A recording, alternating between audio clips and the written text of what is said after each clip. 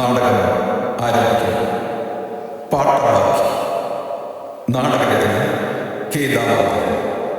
കവിത P K Gopi, doctor സ്ഥാനക്കുട്ടി പട്ടങ്കരി. അവതരണം സാഹിത്യവിലാസിനി ഗ്രന്ഥശാല, അയത്തിൽ.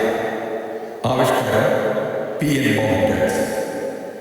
ശബ്ദം നൽകുന്നവർ മാസ്റ്റർ ആരൻ, ജ്യോതി എസ്, കണ്ണൻ ഷൺമുഖം, അനിത ഇലവന്തി, അഫ്താബ് എല്ലാം, എൻ ജഗത്കുമാർ, പ്രഭാകരൻ ഉണ്ണിത്താൻ. സംഗീത നിയന്ത്രണം മാസ്റ്റർ ശബരി.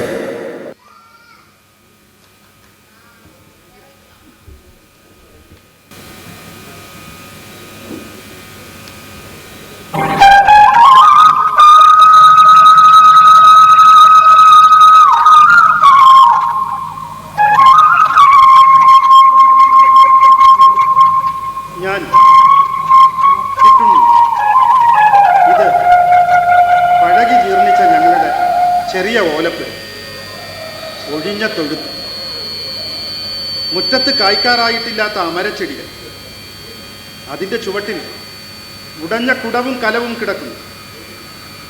40 വയസ്സ് പ്രായമുള്ള ചടച്ചു പരവശയായ ഒരു സ്ത്രീ പാത്രങ്ങൾ മൂറിക്കൊണ്ടിരിക്കുന്നു. അമ്മ, എൻ്റെ അമ്മയാണ്. എൻ്റെ അനിയത്തി കുഞ്ഞുമാൾ. അവൾക്ക് 17 വയസ്സായി. സുന്ദരിയ. കണക്കില്ലാതെ പട്ടിണി കിടന്നിട്ടും അവളുടെ കണ്ണുകളുടെ തിളക്കം നശിച്ചിട്ടില്ല. പിന്നെ 4 വയസ്സ് പ്രായമുള്ള എൻ്റെ കുഞ്ഞനുജൻ ബാലൻ. അവൻ രാവിലെ കണ്ണിൽ വെള്ളം നിറച്ചുകൊണ്ട്, പൊട്ടിയ വയർ തടവിക്കൊണ്ട് അമ്മയോട് എന്തോ പറയുന്നു.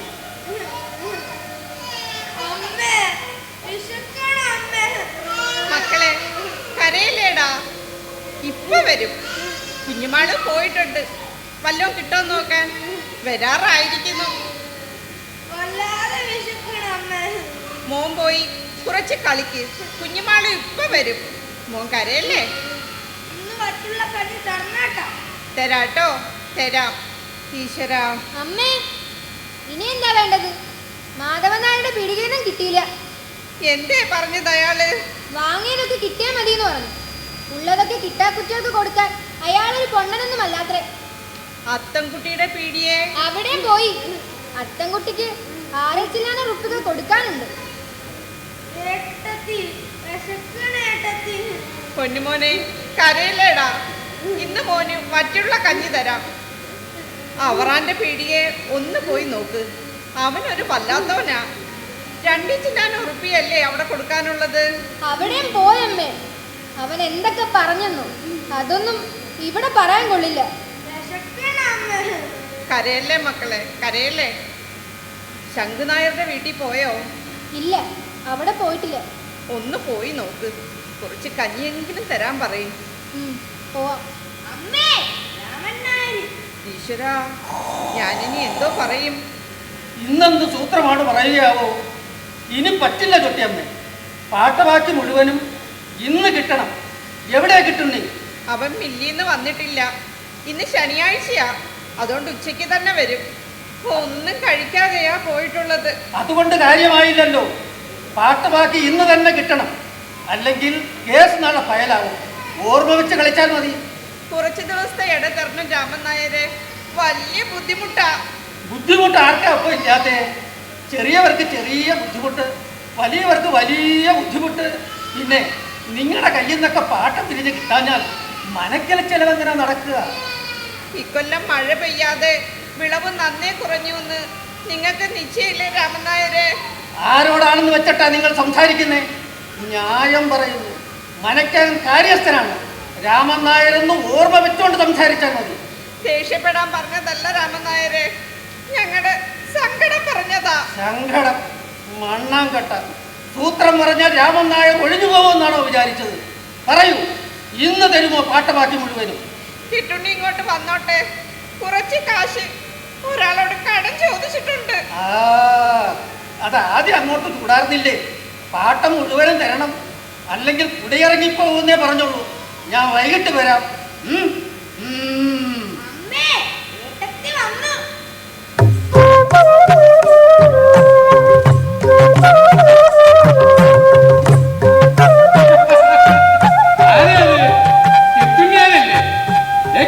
നായരെ വരുന്നേ വരീന്നേ, ഒരു ചായ കുടിച്ചിട്ട് പോവാ.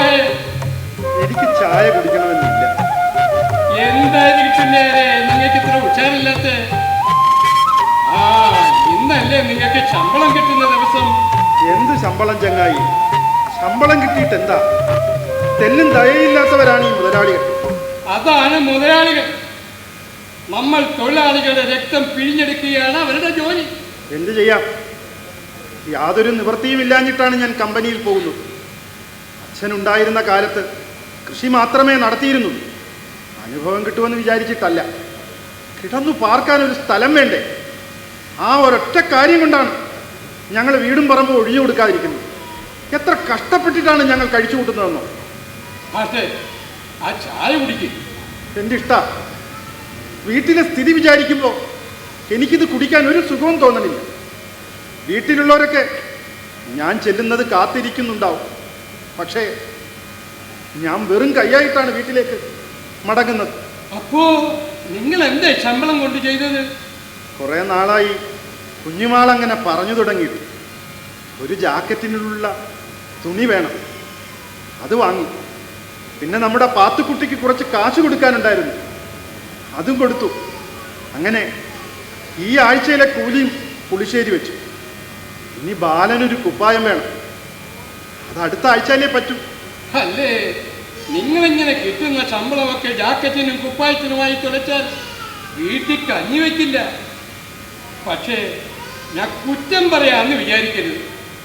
എനിക്ക് നിങ്ങളുടെ വീട്ടിലെ സ്ഥിതി അസലായിട്ടറിയാം, അതുകൊണ്ട് പറഞ്ഞതാ. അറിയാഞ്ഞിട്ടല്ല, എനിക്ക് നല്ല നിശ്ചയമുണ്ട്. ഞാൻ ശമ്പളം കൊണ്ടു ചെല്ലുന്നത് കാത്തിരിക്കുന്നുണ്ടാവും അവിടെ.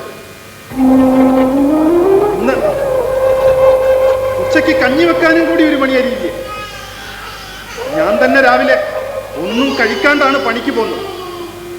വല്ലയിടത്തുനിന്നും വായ്പ വാങ്ങി കഞ്ഞി വെച്ചിട്ടുണ്ടാവണം, അല്ലെങ്കിൽ ഒന്നും വെച്ചിട്ടുണ്ടാവില്ല. എല്ലാവരും പട്ടിണിയായി. മമ്മതേ, നിങ്ങൾ പറഞ്ഞത് ശരിയാ. ഞാൻ ചെയ്തത് തെറ്റായി. കുറച്ച് അരിയെങ്കിലും വാങ്ങായിരുന്നു. പക്ഷെ ഇനി എന്ത് ചെയ്യും? എന്ത് കടും കൈയാണ് ഞാൻ കട്ടിയത്. മമ്മതേ, ഞാനിപ്പോൾ പോവും. നാളെ കാണാം. അങ്ങനെയാവട്ടെ, നാളെ കാണാം.